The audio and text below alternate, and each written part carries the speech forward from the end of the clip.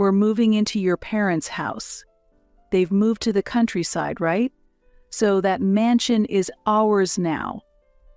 What are you talking about? My name is Jill. I'm approaching my 30s. I have a good relationship with Jeff, whom I married a few years ago, and my in-laws who live nearby are very kind people. I get along well with my biological parents and lead a peaceful life. At some point, my parents, who had lived in New York for a long time, decided to retire in a remote part of the countryside. The city is indeed too noisy. It's inconvenient, but the countryside life suits us better. Although we lived in the city because of my father's job, my parents were raised in the countryside.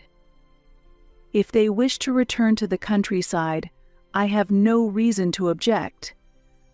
The house they once lived in the city will remain vacant for a while. So I decided to take over the management occasionally and sent my parents off to the countryside, but this led to an unexpected problem. It happened a few months after my parents started their life in the countryside.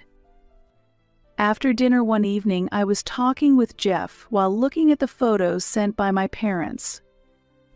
So they both seemed to be really into their vegetable garden and enjoying their life in the countryside. Wow, they like the countryside. I'm surprised because I thought they liked living in the city. They were originally raised in the countryside. Hey Jeff, have you ever thought about living in the countryside in the future? I casually asked Jeff about our future. Jeff was halfway through listening to my story when he suddenly stood up. Surprised by his urgency, he took out his smartphone and began to make a call. Dad, Mom, our plan might work. Let's do as planned tomorrow.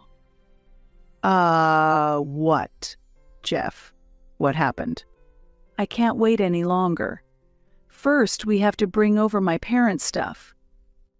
Leaving those words behind, Jeff hurried to the entrance and rushed out. I heard the car, so he must have gone somewhere far. I had no idea what was going on. Moreover, there was only one car at home, so I had no way to follow Jeff. I had no choice but to wait vaguely for his return. That night, I waited alone for Jeff until late. He didn't answer his smartphone, and he didn't reply to my emails either. Eventually, I decided to go to sleep alone. However, the next morning, an unexpected turn of events awaited. Hey Jill, wake up. We have to pack quickly. Jeff, you're back? Also, where have you been? What do you mean by packing? I asked him, confused as I had just woken up. He answered excitedly. We're moving into your parents' house. They've already moved to the countryside, right? So that mansion is ours now. What are you talking about? Come on, hurry up. Let's start with my stuff. You start packing too. My parents will come to help us soon. Rubbing my eyes, I managed to understand that Jeff wanted to move. Judging by the keywords like countryside and mansion, it seems he is aiming for the residence where my parents once lived. Normally, I would avoid discussing this with others, but my childhood home, my parents' old house, is a luxurious mansion worth $1 million. Before I could respond to this realization, Jeff grabbed his luggage and hurriedly left the house. Within a few minutes, my in-laws arrived at our house. Jill, have you finished packing yet? Well, I suppose you won't need much of your stuff. That's right. Since she's going to live with as a daughter-in-law, she wouldn't need much. 2 sets of summer clothes and 2 sets of winter clothes should be enough, right? dispose of everything else and come. The room in the shoe area right next to the entrance will be enough for you, right? Make sure to bring minimal belongings. Come on, how long are you going to daze around? Why don't you hurry up and come to the new house? Our stuff was already brought over yesterday. My in-laws, who had been kind until then, began saying strange things. What are you talking about? When I asked in a lowered voice due to their sudden rude remarks, they replied, "We mean exactly what we said. From today, you are working in our house as a maid. Of course, do continue working outside as usual, but we'll manage your salary, so be prepared for that." Why? Both of you, what has happened? You have been so kind until now. I still tried to hope this was a nightmare. No, I wanted to believe it was a nightmare. But as if to shatter that hope, they declared, "We were kind to you because we were after your wealth. We were considerate because your parents are wealthy. It's been tiring to pretend all these times, but now we can drop the act altogether." That's right. Your parents aren't planning to come back from the countryside, are they? Then you should serve us from now on. The reason they had been kind to me was due to my family's wealth. Indeed, honestly, my family is financially better off than an average household. But to think that my in-laws saw us in such a way. Ah, Jill, have you finally woken up? And you haven't packed yet? Well, never mind. We didn't plan to take your stuff anyway. Anyway, can you help us unpack at the new house? Although I was still dazed due to the shock, Jeff spoke to me in the same way. I understood then that Jeff was also after my wealth, just like his parents. However, there were 3 of them, and resistance was impossible. I was put in the car and taken away to my parents' residence. The biggest room is mine, as I am the master of the house. Jill, don't enter it unless you're cleaning. I'll take the hobby room for myself. It has plenty of bookshelves, and I've always been envious of it. Then, I guess I'll use the room that used to be the study. Studying is a man's dream after all. My parents' house was in disarray, and it bore no resemblance to its former self. When Jeff left the previous day, he must have taken the keys to this house without permission. And during the night, my in-laws must have secretly moved in their belongings. The interiors my parents loved were all pushed to the corners, and the house was filled with items my in-laws and Jeff preferred. This curtain is in poor taste, but maybe we could sell it for some money. These foreign magazines might be valuable too, right? Let's sell them and have a lavish barbecue party. They laughed joyously as they trashed the house. Stop doing whatever you want. This isn't Jeff's house, nor is it your house, right? Even as I tried to stop them, they didn't listen. Quiet. If no one's using it, it's no problem if we take over it. That's right, I've always dreamt of living in a large city mansion. Anyway, can you mop the whole house? The robot vacuum is fine, but a mop suits you better, Jill. Watching the house I grew up in being destroyed, I felt a deep despair. Why is it being destroyed so carelessly? Still, I cannot give up here. My parents have moved to the countryside, but I must protect this house. Do you really think it's okay to do as you please like this? Huh? Why are you acting so high and mighty? This house is mine now. I can do whatever I want in my own house. When I confronted Jeff, he acted as if he owned the place. I'm truly shocked. You all don't understand anything. Completely fed up, I decided that showing evidence would be more effective than arguing. I took out my smartphone and contacted someone. What are you doing? Don't tell me you're asking for help from your parents in the countryside. That's pointless. By the time they come from the countryside, this house will already be ours. From now on, we will change this house into ours completely, so there's no turning back. They seemed to think I was trying to say something to my parents, but I left their misunderstanding unaddressed. There was no need for me to correct them. After all, the truth would soon come to light. And as I expected, everything was resolved in 10 minutes. Jill, sorry to keep you waiting. Nick. Sorry for calling you out of the blue. No need to apologize. Nick? What are you doing here? Seeing that I had called my brother Nick, Jeff turned pale. Nick then looked sternly at Jeff. Jeff, what is this all about? Can you explain? Well, you see. The moment Nick arrived, Jeff's face turned ashen. And there was a good reason for that. Nick was, in fact, a benefactor to Jeff. A few years ago, during an economic downturn, Jeff had lost his job. He had no particular qualifications and had a hard time finding a new workplace. At that time, Nick helped him and gave him an opportunity to work at his company. Frankly, he's not the type I'd hire if he weren't your husband, Jill. But for the sake of my beloved sister, I want him to work hard. Nick, I appreciate this. I will never forget this favor. Given these circumstances, Jeff was in no position to defy him.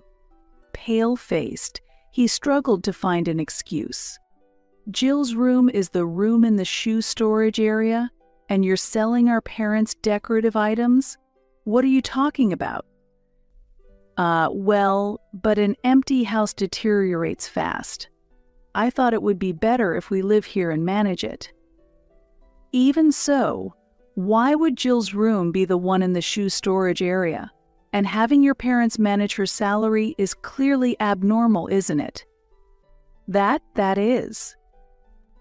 Jeff continued to desperately make excuses, but Nick would not accept them. Despite Jeff's attempts to escape the situation, Nick spoke calmly.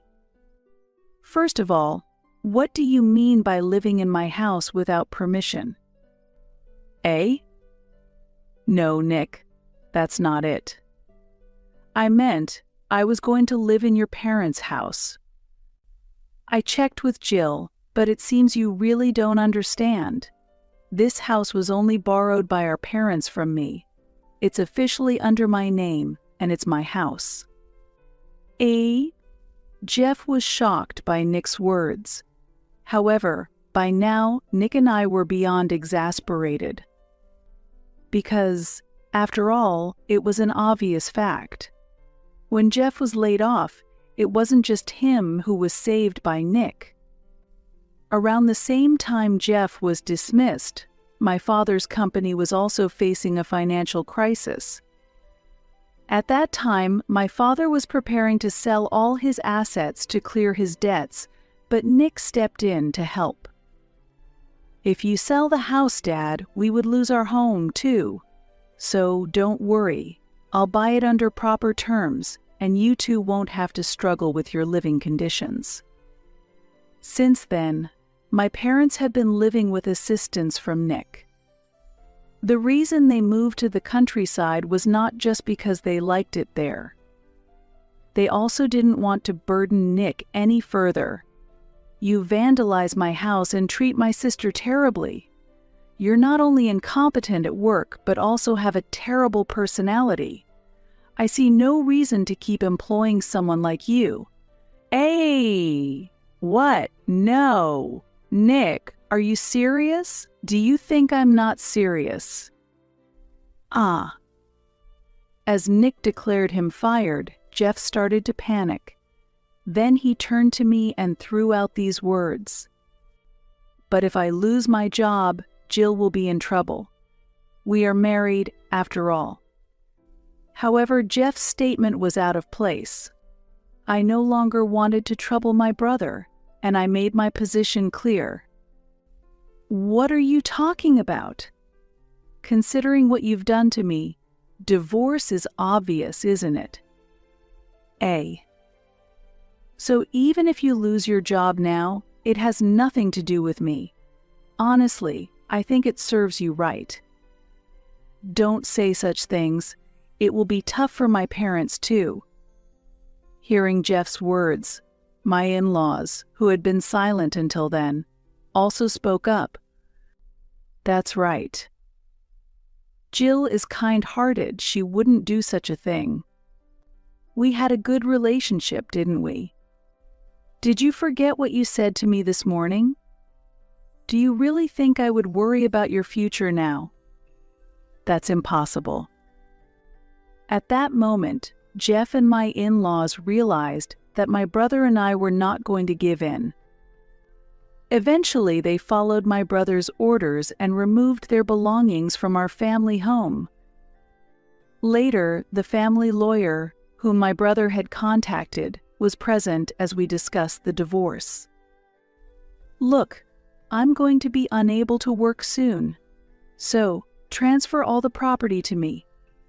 Jill loves me, so she will surely allow it, right? We also rely on Jeff's income. Jill, please help us. Jill, have mercy on us. They were desperate to get their hands on the property. However, I had no intention of showing them mercy. I just checked, but you had thrown away my personal belongings without permission.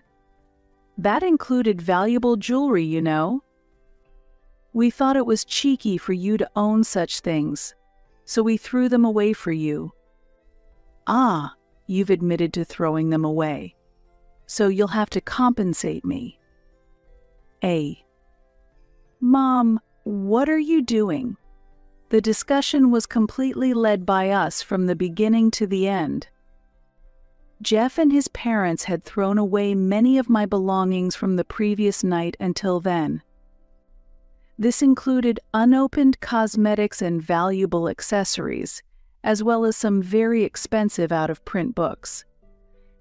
Why do I, who have lost my job, have to suffer like this? This is terrible. As a result, Jeff relinquished most of his assets, and the divorce was finalized. But it didn't end there. My in-laws, who had claimed to be financially strained due to their pension, ended up having to pay me compensation for their harassment. Why do we have to pay even though we are on a pension? Why is a daughter-in-law acting superior to us in the first place? That's really true. We feel no respect from her. They accused me of being a cold person, but that was irrelevant. I refused their request to reduce the amount and demanded the promised compensation. After the divorce was finalized, my brother and I decided to demolish our family home and sell the land. I really want to keep this house because it's full of memories, but it would be unpleasant and troublesome if Jeff and his family come here, right? So let's sell the house. Yes, I think that's better too. This place is inconvenient for both you and me to commute from.